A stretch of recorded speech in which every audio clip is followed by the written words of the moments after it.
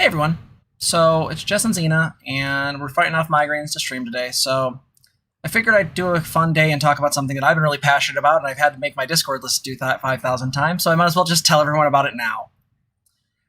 This is one of my favorite things of all time, and it is underrated like a motherfucker. So before we get into this, trigger warning and content warning for visceral violence, gore, and I guess cult-like behavior, vaguely. I don't know. Anyway, let's get into it.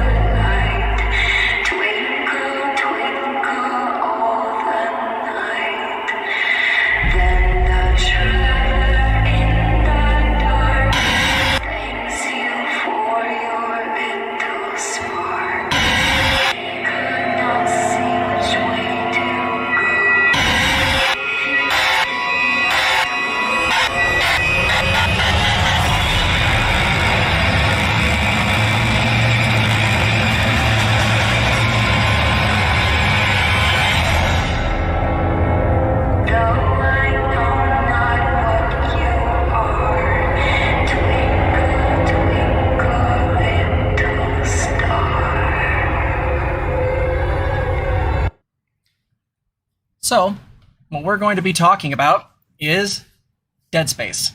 Things I love. I love Dead Space. I love this series, and I'm really, really sad that EA's restarting it because I have a feeling, because Visceral no longer exists, it's going to be bad, so I want to talk about it now, because fuck yeah. So, this was the first trailer for Dead Space, essentially bringing out the amazing and wonderful notion of horror in a very visceral and very graphic and a very intense way. Yeah, no, they do. They do ruin everything they touch. The simple fact is that Dead Space is a story about a guy named Isaac Clarke who is asked to go to the ship his significant other works on, called the Ishimura, which is a planet cracker ship in the future that they use to just break apart planets to steal the minerals inside. The fact is that what I really love about this is that when they unearth it, what they unearth it is some kind of bizarre obelisk called a marker that gives off some sort of frequency that slowly but surely drives those who look at it insane. It also has a strong tendency to cause the dead to recombine and reform into monstrous things that are made to create more bodies. The reason why I like Dead Space so much is that it is, by its nature, an answer to one of the big paradoxes of our universe, and that is the Dead Space, or not the Dead Space, but the Fermi Paradox. That is, the Fermi Paradox basically asks the question, if there's all these worlds and all these sun and stars and all that stuff out there, why the fuck aren't there any other aliens? And so what the Fermi Paradox argues is there's something called the Great Barrier. And I'm doing this in a somewhat reduction way, so deal with it. But essentially what it argues is that if the barrier is something like, let's say, multicellular organisms, that means that most life in the universe doesn't get past single cell, guess what? Most species never come about. The very few who do probably are so far apart we'll never run into them. If the Great Barrier is, say, becoming a Type 1 civilization, that is, spacefaring travel and all that good shit, then it means that we're about to approach it. That the Great Barrier of our race is gonna happen eventually, and we're running up on it. That is the thing that Dead Space answers in a pretty horrific way. Basically pointing out that these events with these markers are sent to different planets. They give off this radiation, which helps create consciousness. And eventually these races start using up the university, or using up the resources of the planet. They eventually go out and search for more, and eventually they find these markers and turn to them in their hour of need to be able to create more energy. What inevitably happens is that it turns out these markers also do, as I said before, and it turns that civilization into a horror show.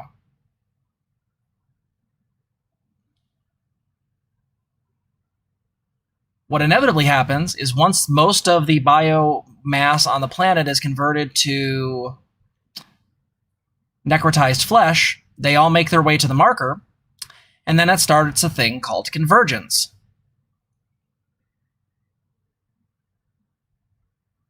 Convergence throws all the necrotized beings into the air, along with chunks of the planet's crust, and starts to form an entity, essentially a massive entity the size of a moon called a brethren moon.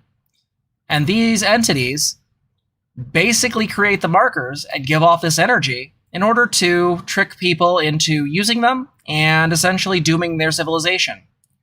They have done this countless times. We are essentially part of their life cycle. And the reason why there's no other aliens out there, how this answers the Fermi Paradox, is all that's out there is dead space.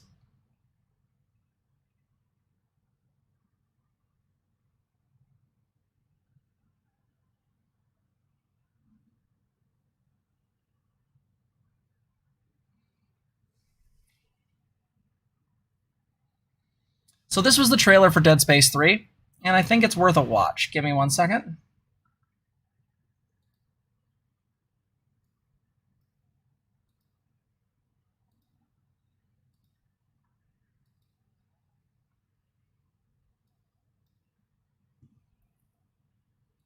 Okay.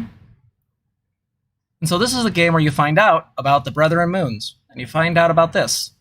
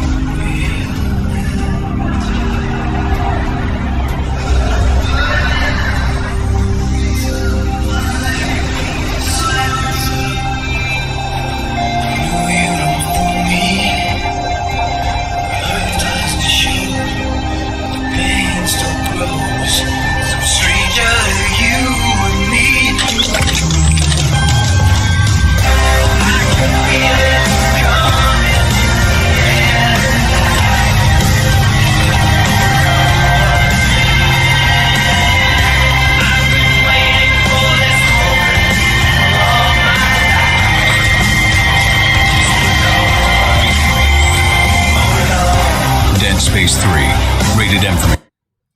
So, yeah, it really does.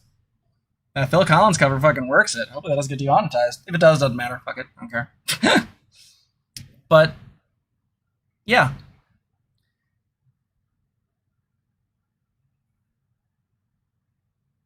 Yes, Minerva. That was the moon thing that I posted in the chat. That's a Brethren moon. The reason why I like to tell people about this series is because I think it's very underrated. It did something in horror that I don't think a lot of things did. In some ways, I think it's the answer to Res Evil's problem, which is Res Evil was very good about setting up story. The problem was that it didn't really give you that horror experience. I never felt overwhelmed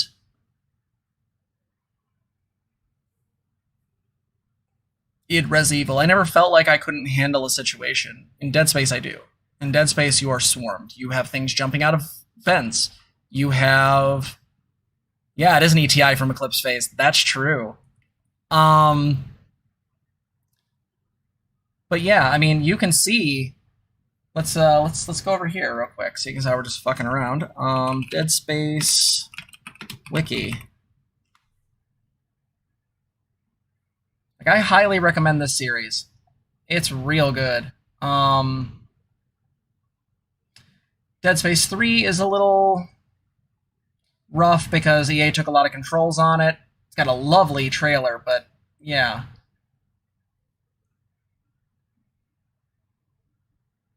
Ignore all this if you're going to play the game. I'm just looking for a certain term.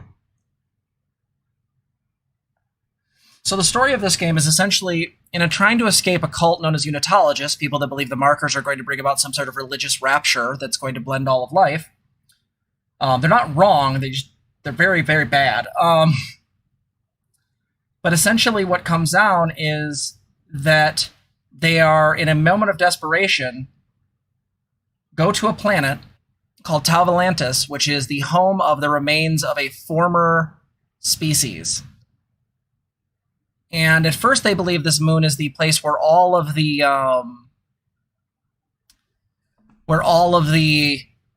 markers come from. And the truth is, it's just another victim. Above the mountain, yeah, that's a necromorph, or that's, let me just do that. Boop. Right there. See it? See it, see it, see it? And you get some fun little pictures here. So look at that shit. That's amazing.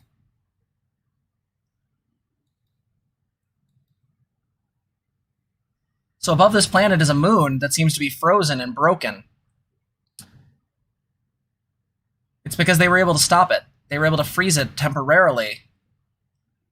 And because of the way that the marker drives you insane, it's trying to get all these people to turn it off, to let it finish its convergent event and let this thing wake up. They end up, spoilers, at the end of the game, they end up killing it, which awakens the rest of the Brethren Moons and causes them to descend on Earth in a DLC known as Awakening. Yeah, Local 58 got vibes from Dead Space. Like, don't get that wrong. So I wanted to share this with you briefly just because I really think Dead Space is a good series. And I talked about it like ad nauseum on the fucking Discord, but I really think it's a great game. And my suggestion would be is wait for a Steam sale, pick it up, do some of the fixes because the mouse mechanics are weird. But go and check it out. I think it's a really great game that has a really wonderful atmosphere. There's something really amazing by coming into a desiccated and frankly like abandoned station and like you see things like this. You see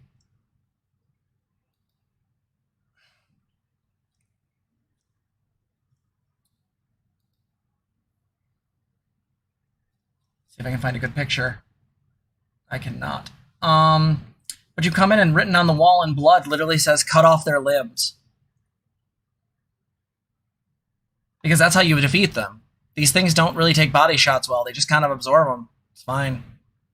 You have to basically dismember them.